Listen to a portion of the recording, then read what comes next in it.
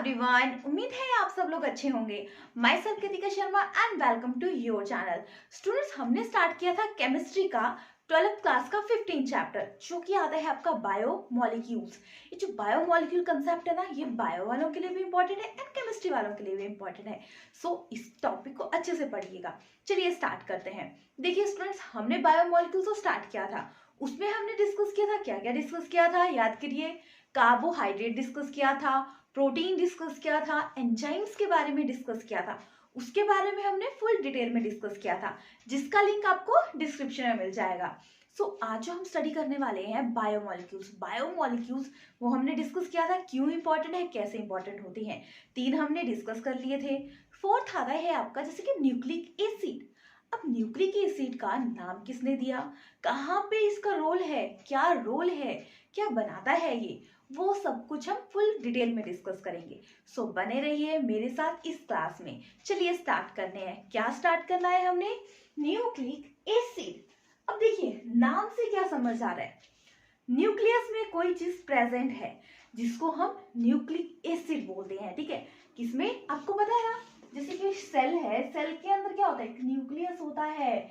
इसके अंदर जो मटेरियल प्रेजेंट होता है वो एक मटेरियल है आपका न्यूक्लिक एसिड, और ये आता है बायोमोलिक्यूल्स में।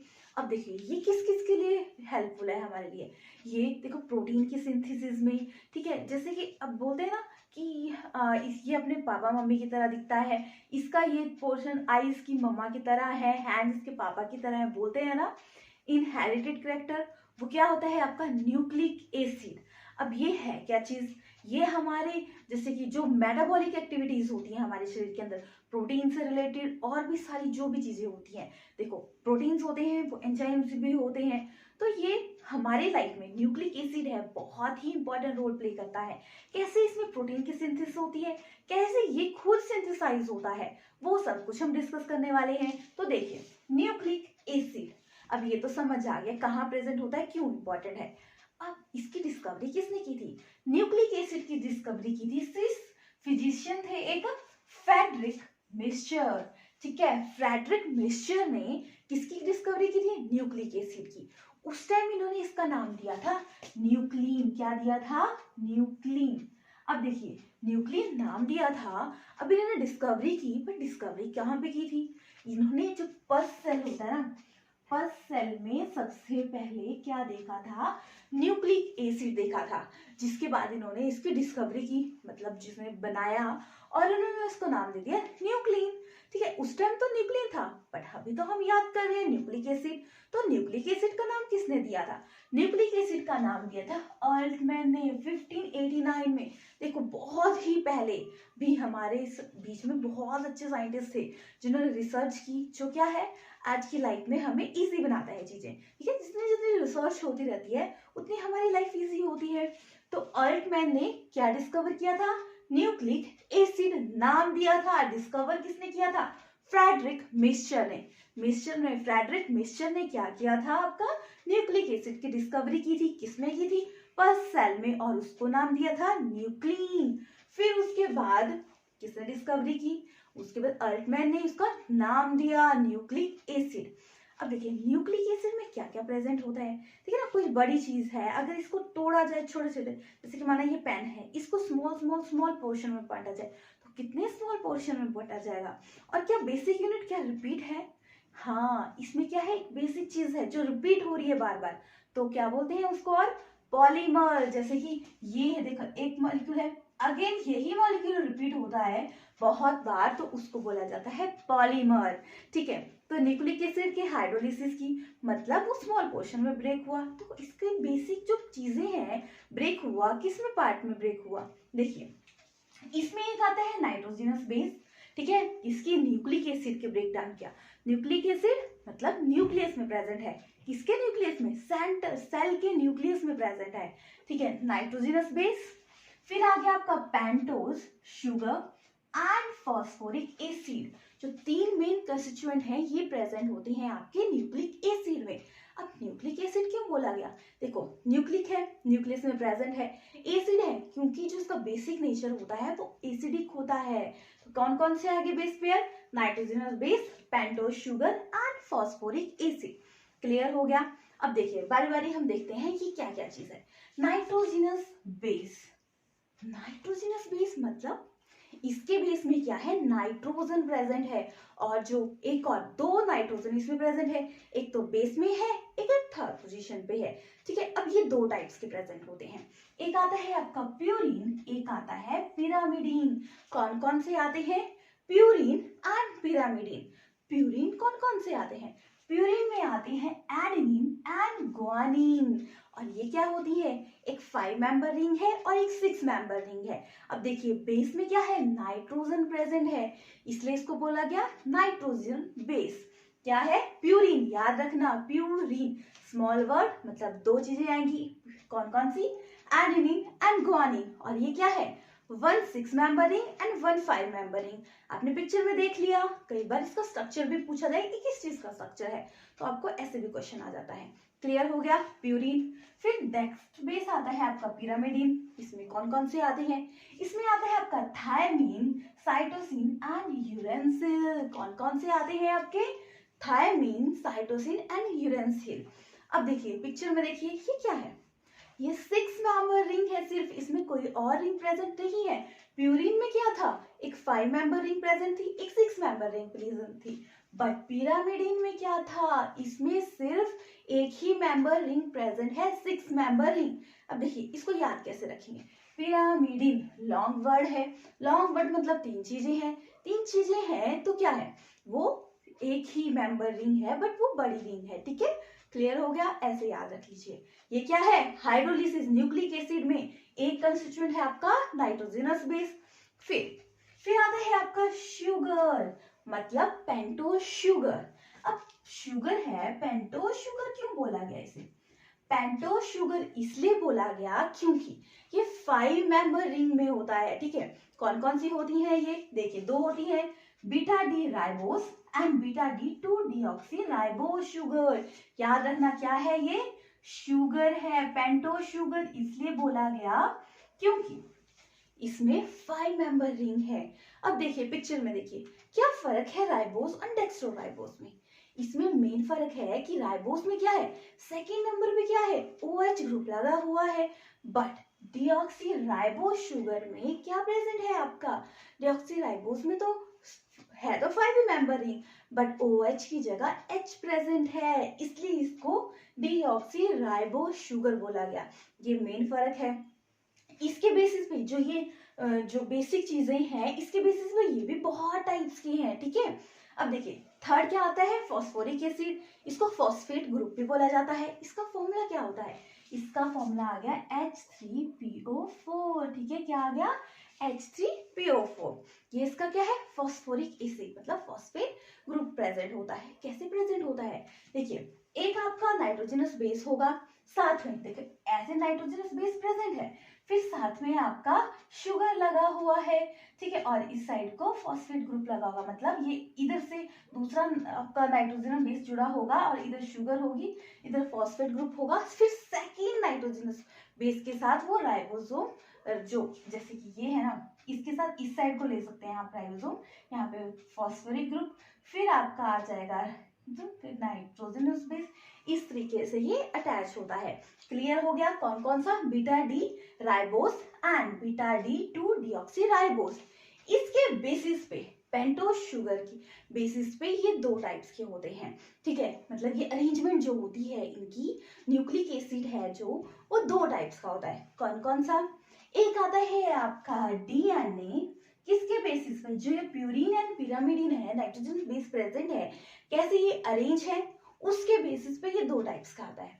एक आ गया आपका डीएनए, जिसको बोलेंगे डीऑक्सी राइबो न्यूक्लिक एसिड, क्या बोलेंगे, deoxy ribo nucleic acid. Second जो आ गया आपका वो आता है आरएनए, देखो ये आ गया राइबोस, याद की रिपीट कीजिए मेरे साथ, राइबोस न्यूक्लिक एसिड। अब ये वेरिएशन क्या है इसमें, इसमें वेरिएशन है डीऑक्सी राइबोस शुगर में, न्यूक्लिक एसिड है ये, कौन कौन सी इसमें प्रेजेंट होते हैं, दोनों में 4 ही बेस पेयर प्रेजेंट होंगे, बट इसमें कौन कौन से होंगे, एडेनिन, ग्वानिन और थायमीन एंड साइटोसिन। ये 4 बेस पेयर प्रेजेंट होंगे। बट जो आरएनए है इसमें प्रेजेंट होता है आपका कौन कौन से, इसमें प्रेजेंट आ गया आपके जैसे कि एडेनिन, जैसे कि एडेनिन है तो एडेनिन तो सेम होगा, ग्वानिन भी सेम होगा, साइटोसिन भी सेम होगा, बट थायमिन की जगह आपका यूरेसिल प्रेजेंट होगा जो क्या है पिरामिडीन का बेस पेयर है, मतलब 3 टाइप्स के पिरामिडीन है। ठीक है, तो ये क्या है डीएनए डीऑक्सी, कई बार डायरेक्टली आपकी फुल फॉर्म पूछी जाती है। ठीक है, कौन कौन से बेस पेयर प्रेजेंट होंगे तो वो पूछा जाएगा और कई बार इससे घुमा फिरा के क्वेश्चन आता है। ठीक है, क्लियर हो गया क्या आ गया, adenine guanine thymine cytosine and adenine guanine cytosine and uracil, ये बेसिक पेयर राइबोसोम में प्रेजेंट होते हैं। क्लियर हो गया। अब देखिए इसकी अरेंजमेंट कैसी होती है, किसकी पढ़ रहे हैं हम, न्यूक्लिक एसिड की अरेंजमेंट कैसे होती है। ये 2 मेन टाइप्स में आते हैं, टाइप्स बोलो या अरेंजमेंट बोलो। ठीक है, एक आते हैं आपके न्यूक्लियोटाइड, एक आते हैं आपके न्यूक्लियोसाइड। अब देखिए न्यूक्लियोसाइड एंड न्यूक्लियोटाइड में क्या फर्क है, देखिए फर्स्ट देखिए न्यूक्लियोसाइड, न्यूक्लियोसाइड में आपका नाइट्रोजिनस बेस प्रेजेंट होगा। ठीक है, साथ में आपका प्रेजेंट होगा राइबोस शुगर। ठीक है, राइबोस भी शुगर देखा था 2 टाइप्स की होती है, ये प्रेजेंट होगा। और न्यूक्लियो जो आपका टाइड, ठीक है न्यूक्लियोटाइड आता है वो उसमें क्या होगा, एक नाइट्रोजिनस बेस प्रेजेंट होगा, साथ में राइबोस प्रेजेंट होगा, फॉस्फेट ग्रुप प्रेजेंट होगा या फॉस्फोरिक एसिड भी बोलते हैं। ठीक है, ये मेन डिफरेंस है न्यूक्लियोसाइड एंड न्यूक्लियोटाइड में। अब देखिए इस चार्ट को देखिए, न्यूक्लियोसाइड मतलब एडेनिन प्लस राइबोसोम, क्या बोला जाएगा एडेनोसिन। ठीक है, फिर ग्वानिन प्लस राइबोसोम ग्वानोसिन, फिर क्या आ गया आपका देखो साइटोसिन। ठीक है, क्या आ जाएगा साइटोसिन प्लस राइबोस साइटोडीन। ठीक है, फिर आ जाएगा आपका थायमीन प्लस आपका राइबोस डेक्स्ट्रोथायमिडीन। ठीक है, क्लियर हो गया। फिर देखो ये तो आ गया आपका न्यूक्लियोसाइड, इसमें क्या है सिर्फ 2 चीजें हैं, nitrogenous base adenine plus ribosome, वैसे ग्वानिन प्लस राइबोसोम, राइबोसोम के साथ आपके जो बेस पेयर हैं वो सारे प्रेजेंट हैं। फिर नेक्स्ट न्यूक्लियोसाइड में आपके नाइट्रोजन राइबोस हो गए, साथ में आपका फॉस्फेट ग्रुप होगा, क्या बोलेंगे इसको बोलेंगे आप एडिनाइलिक एसिड। क्या क्या प्रेजेंट होगा एडेनोसिन एंड प्रेजेंट होगा आपका फॉस्फेट ग्रुप, यही फर्क है ना इसमें। फिर नेक्स्ट में क्या आ जाएगा ग्वानोनाइटिक एसिड। ठीक है, NYTI, ये फर्क है इसमें। ठीक है, क्या क्या प्रेजेंट है आपका, एक आपका ग्वानोसिन प्लस राइबोसोम प्रेजेंट है। फिर क्या आ गया आपका यूनिडाइलिक एसिड। ठीक है, याद रखना नाइटिक ऊपर है डाइलिक नीचे है, यूनिडाइलिक एसिड क्योंकि इसमें साइटोसिन एंड प्रेजेंट है आपका कौन सा फॉस्फोरिक ग्रुप। फिर आ जाएगा आपका यूरिनोडाइलिक एसिड, क्या क्या प्रेजेंट है यूरिन, साथ में आपका प्रेजेंट है फॉस्फेट ग्रुप। ठीक है, ये 2 बेसिस पेयर पे ये क्या है वेरी करता है। ठीक है, अब इस बेसिस पे वेरी करता है कैसे, 2 चीजें पड़ी थी ना, नाइट्रोजनस बेस की वजह से जो वेरी करती हैं, 2 टाइप्स के प्रेजेंट होते हैं न्यूक्लिक एसिड, एक आता है डीएनए, एक आता है आपका आरएनए।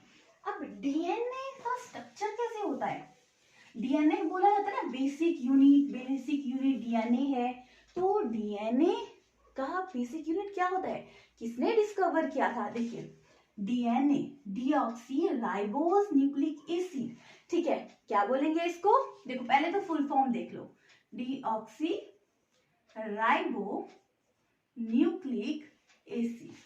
ठीक है, अब जो इसका प्राइमरी स्ट्रक्चर होता है, कौन सा स्ट्रक्चर, प्राइमरी स्ट्रक्चर क्या होता है, ठीक है जो बेसिक स्ट्रक्चर होता है कि जो ओपनली आप देख सकें। अब कोई भी चीज पढ़नी है आपको तो आप ऊपर से कभी देखोगे आप तो आपको कुछ चीजें नजर आएंगी, फिर जब आपको डीप जाओगे तब आपको उस पूरे कंसेप्ट को समझ आएगा।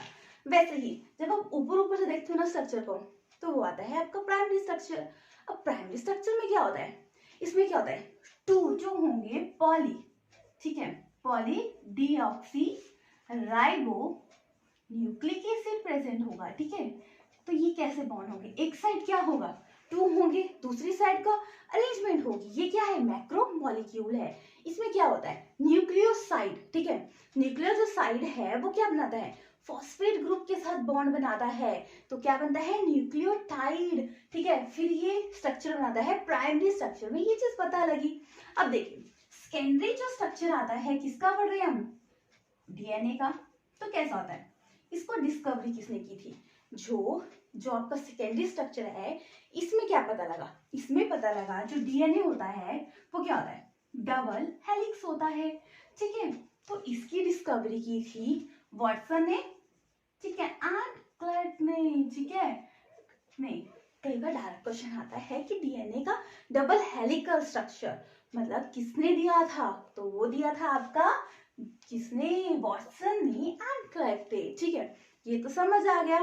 अब देखिए तो स्ट्रक्चर को देखिए डीएनए का कैसे है, डबल हेलिकल कॉइल है, ठीक है। एक साइड क्या है, एक साइड आता है इसका 3 एंड, सेकेंड आती है इसकी 5 एंड।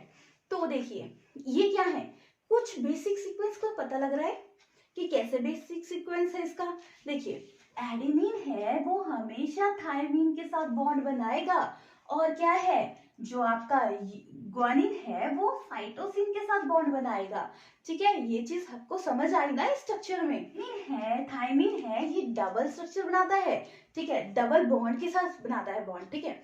और जो ग्वानिन और साइटोसिन है ये ट्रिपल बॉन्ड बनाते हैं, ये इसी सीक्वेंस में अरेंज होंगे। बट ऐसा भी हो सकता है ना, जैसे कि एडेनिन है यहाँ पे दे दिया जाएगा समीन थायमिन, फिर एडेनिन ग्वानिन साइटोसिन। याद रखना एडेनिन डबल बॉन्ड के साथ थायमिन के साथ बॉन्ड बनाएगा, ग्वानिन हमेशा ट्रिपल बॉन्ड के साथ साइटोसिन के साथ बॉन्ड बनाएगा, साइटोसिन ग्वानिन के साथ बॉन्ड बनाएगा, थायमिन डबल बॉन्ड के साथ किसके साथ, एडेनिन के साथ बॉन्ड बनाएगा, एडेनिन फिर थायमिन के साथ बनाएगा, ठीक है, डबल बॉन्ड के साथ, ट्रिपल बॉन्ड के साथ ग्वानिन साइटोसिन के साथ बनाएगा, और ट्रिपल के बॉन्ड के साथ साइटोसिन ग्वानिन के साथ बनाएगा, ठीक है। समझ आ गया। कई बार कैसे क्वेश्चन आता है कंफ्यूज करने के लिए, ये सीक्वेंस दे दिया जाएगा और बहुत ज्यादा ऑप्शन दे दिए जाएंगे, तो आपने सिर्फ ये की बात याद रखनी है, जो एडेनिन है वो थायमिन के साथ बॉन्ड बनाएगा, चाहे ऊपर होगा थायमिन तो नीचे एडेनिन होगा, और ग्वानिन जो होगा वो साइटोसिन के साथ बॉन्ड बनाएगा,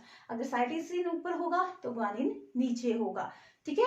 ये है बेसिक स्ट्रक्चर आपका डीएनए का कि ऐसे होता है। और क्या है, एक साइड 1 एंड होगी, दूसरी साइड जैसे कि डबल हेलिक्सल स्ट्रक्चर है, ठीक है, एक साथ 3 एंड 5 एंड, मतलब अल्टरनेट आए, ठीक है। और इनके बीच में बॉन्डिंग कैसी होती है, इसमें प्रेजेंट होता है आपका फॉस्फोरिक एसिड, ठीक है। क्लियर हो गया कंसेप्ट, आपने स्ट्रक्चर भी देखिए, क्लियर भी हो गया। अब इतना ही आपको इस कंसेप्ट में, आप सिर्फ इतना ही समझिए, इतना ही आएगा आपको केमिस्ट्री में। फिर नेक्स्ट आता है आपका बायोलॉजिकल इंपॉर्टेंस क्या है।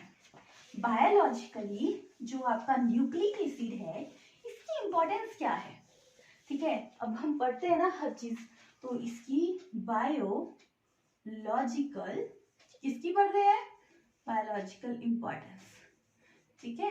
किसकी कर रहे हैं, हम कर रहे हैं न्यूक्लिक एसिड की, ठीक। क्या क्या है, एक तो ये रेप्लिकेशन करता है, क्या करता है, रेप्लिकेशन, एंड साथ में क्या करता है, ये करता है प्रोटीन की सिंथेसिस, बहुत इंपॉर्टेंट है, प्रोटीन की सिंथेसिस करता है। अब रेप्लिकेशन का मतलब क्या है, देखिए इस कंसेप्ट को अच्छे से समझिए, बहुत बार डायरेक्ट क्वेश्चन पूछा जाता है और बहुत इजी है। देखिए नए आ जो, अब देखिए पुरानी चीज है, नई चीज तो बनेगी, कैसे बनेगी, वही पुरानी चीज से, तो कैसे बनेगी। अब देखिए जैसे कि डीएनए है, ठीक है, तो ये डबल स्टैंडर्ड है, यहाँ में जनरल ड्रॉ किया, फिर क्या होता है, ये क्या होती है, इसकी एक लेयर सेपरेट हो जाती है, एक लेयर अलग सेपरेट हो जाती है, इसके साथ दूसरी लेयर को बॉन्ड बना देती है, और इसके साथ ये बाइंडिंग कर जाती है, तो ये प्रोसेस आता है रेप्लिकेशन, ठीक है। रेप्लिकेशन मतलब रिप्लाई, ठीक है, रिप्लाई किया मतलब ये बॉन्डिंग हुई, आगे बॉन्डिंग बनाते गए, रिपीट हुआ, ठीक है। तो डीएनए का बोलते हैं ना प्री एग्जिस्टिंग, बोलते हैं मुर्गी पहले आई है अंडा पहले आया, कंफ्यूजन, तो डीएनए का ये स्टैंड पहले आया या ये आया, वही है ना, मुर्गी पहले या अंडा पहले, तो क्या समझिए, कि ये जो आपका डबल स्टैंडर्ड डीएनए है, ये क्या है, रेप्लिकेशन है, कि इससे क्या होता है, नया जो डीएनए फॉर्मेशन होगी, ठीक है, नए डीएनए की फॉर्मेशन होगी, किसके थ्रू, रेप्लिकेशन के थ्रू। क्लियर हो गया रेप्लिकेशन का प्रोसेस तो कैसे है। अब याद रखना, जब रेप्लिकेशन होगी, याद रखना एडेनिन हमेशा थायमिन के साथ बॉन्ड बनाएगा, वो भी डबल बॉन्ड, एंड ग्वानिन क्या करेगा, साइटोसिन के साथ बॉन्ड बनाएगा, ट्रिपल।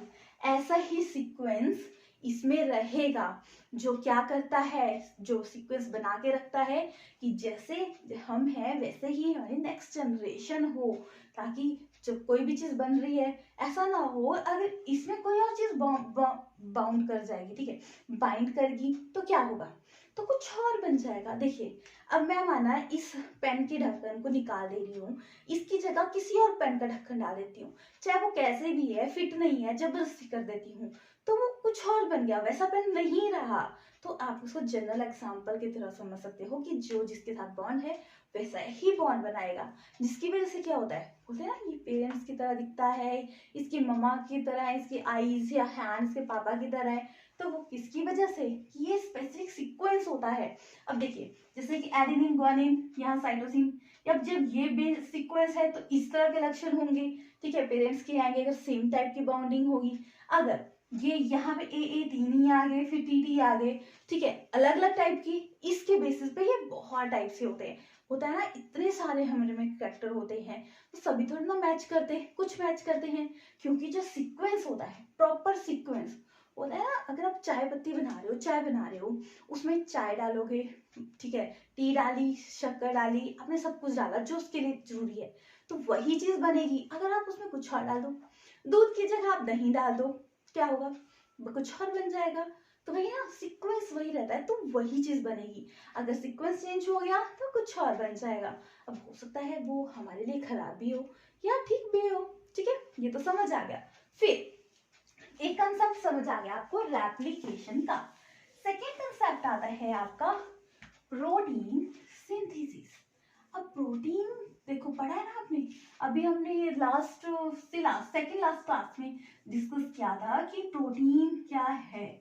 तो प्रोटीन क्या है, हमारे लिए बहुत जरूरी है, बॉडी बिल्डिंग फूड भी बोला जाता है प्रोटीन, प्रोटीन प्रोटीन, ठीक है। तो प्रोटीन का बेसिक यूनिट अमीनो एसिड, ठीक है। अब ये प्रोटीन की सिंथेसिस कैसे करेगा, देखिए कैसे करेगा। एक प्रोसेस आता है इसमें ट्रांसक्रिप्शन, ठीक है, ट्रांसक्रिप्शन इसमें प्रोसेस आता है। देखिए कैसे होगा, जो डीएनए है ना, डीएनए से क्या फॉर्मेशन होगी आपकी, आरएनए की, ठीक है, डीएनए से फॉर्मेशन होगी आरएनए की। किस मेथड से, ट्रांसक्रिप्शन मेथड से।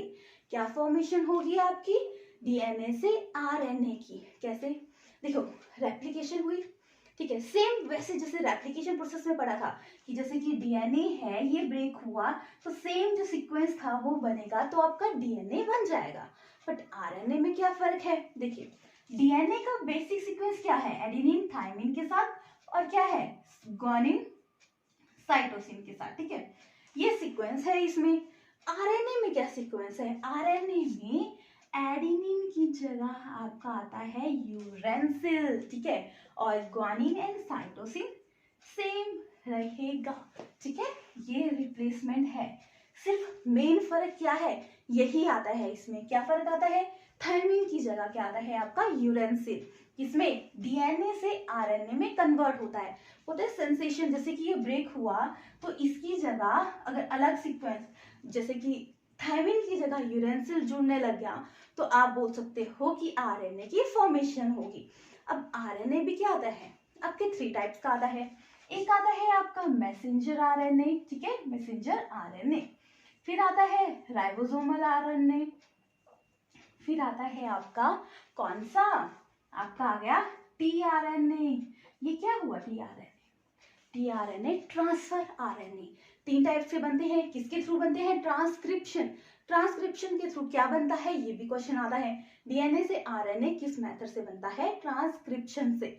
अब ये तो पता लग गया, अब प्रोटीन की सिंथेसिस कैसे होती है, जो नेक्स्ट स्टेप आता है इसका, उसमें होती है प्रोटीन की सिंथेसिस। एक तो आ गया ट्रांसक्रिप्शन, नेक्स्ट आता है आपका ट्रांसलेशन। अब ये क्या चीज है? ट्रांसलेशन। ट्रांसलेशन में होता क्या है? देखो, पहले स्टेप में क्या हुआ?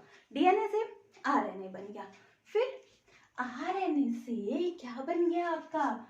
आरएनए से जब बना आपका मैसेंजर आरएनए, ठीक है, मैसेंजर आरएनए से आपका बन गया राइबोसोमल आरएनए। राइबोसोमल आरएनए कैसे बना?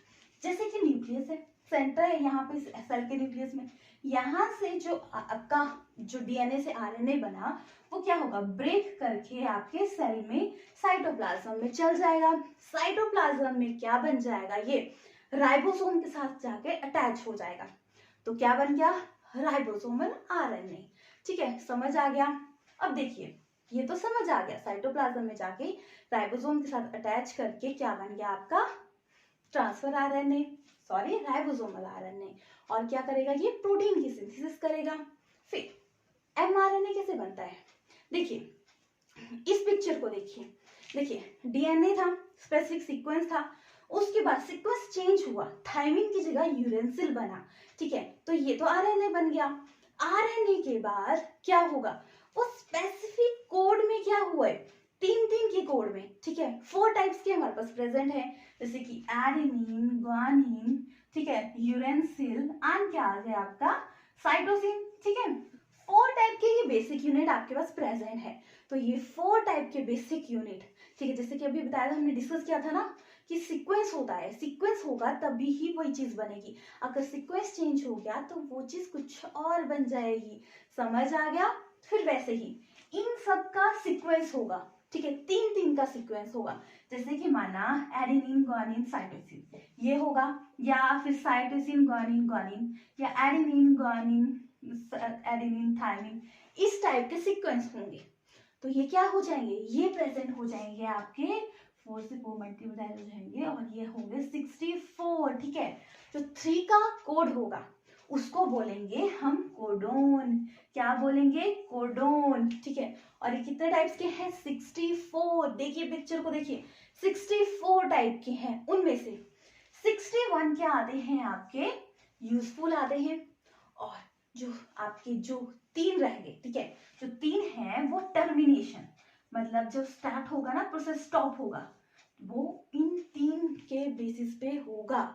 तो कौन कौन से आगे? वो आगे आपके यूएजी, यूएए, यूजीए, ठीक है, यूएजी। कई बार क्वेश्चन आता है कि जो चेन टर्मिनेशन है, अब हर टाइम थोड़ी ना प्रोसेस होती रहेगी, कभी तो स्टॉप होगा या सीक्वेंस चेंज होगा, तो वो किसकी वजह से हुआ? जब ये 3 आएंगे, ठीक है, जो 61 है वो यूजफुल है, पर 64 में से 3 जो आ गए आपके, वो क्या होंगे? टर्मिनेशन, चेन टर्मिनेशन, चेन को ब्रेक करने में टाइम क्या करेंगे? वो ब्रेक करेंगे। ठीक है, अब जो ये 3 का बेसिक होता है ना, ये आता है आपका एक अमाइनो एसिड में ये सीक्वेंस होता है, ठीक है, वो बनता है आपका एक अमाइनो एसिड। क्या हो जाए उसमें? एक आके आपका नाइट्रोजनस बेस के बेसिस पे है, ये 3 का जो सीक्वेंस है ये आ गया आपका अमाइनो एसिड। ठीक है, ये देखिए 64 टाइप्स के हैं आपके। क्या है ये? कोडोन बोला जाता है, जिसमें जो प्रोटीन का सीक्वेंस होगा, स्मॉलेस्ट यूनिट। अब देखिए, यही अलग अलग टाइप्स के अरेंज होंगे तो अलग अलग टाइप्स की प्रोटीन्स बनेगी, मतलब 10। ठीक है, अब ये 10 आ गए, ये सेम सीक्वेंस में होंगे तो इस टाइप की प्रोटीन होगी, अगर ये अलग टाइप के सीक्वेंस होगा, 5 होंगे तो अलग टाइप की प्रोटीन होगी।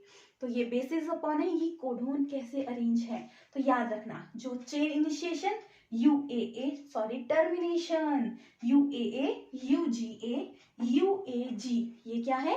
Chain termination.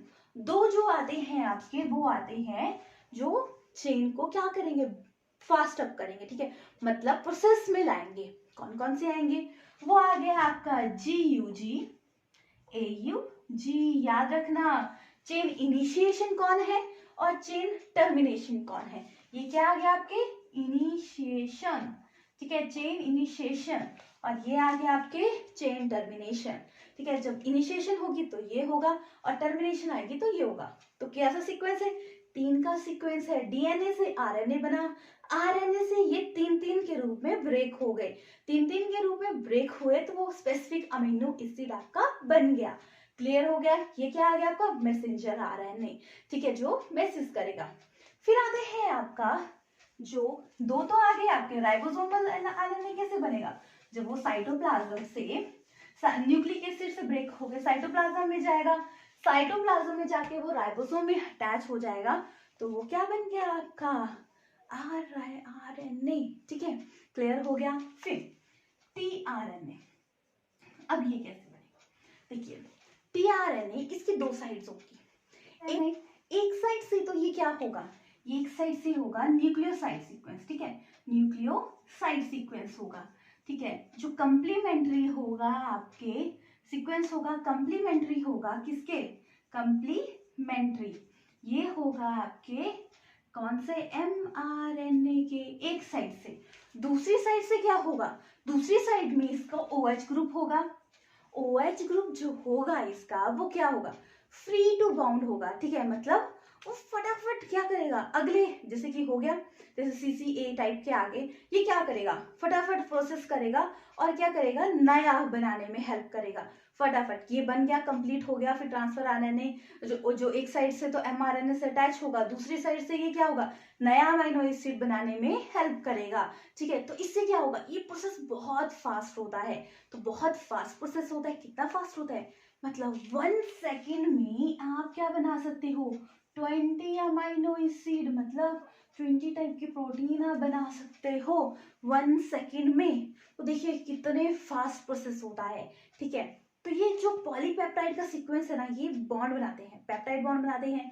तो जो पॉलीपेप्टाइड टाइप का पॉलीपेप्टाइड, ठीक है, 3 क्या होते हैं? सीक्वेंस होता है 3 का, फिर नए के साथ बॉन्ड बनाते हैं, तो वो जो सीक्वेंस आएगा पॉलीपेप्टाइड का उसको बोला जाता है जीन, ठीक है। अब देखिए इनमें क्या है? स्पेसिफिक सीक्वेंस है ना, ऐसा तो नहीं कि सीक्वेंस चेंज है। तो ये क्या है? ये चीज होगी तो ऐसा होगा। अगर आईज की कलर माँ की तरह है बच्चे की, तो इट्स मीन वो जो सीक्वेंस है बेसिक का वो सेम बना है, ठीक है, नेक्स्ट जनरेशन में। तो क्या आता है? इसको बोलते हैं हम जेनेटिक कोड। क्या बोलेंगे?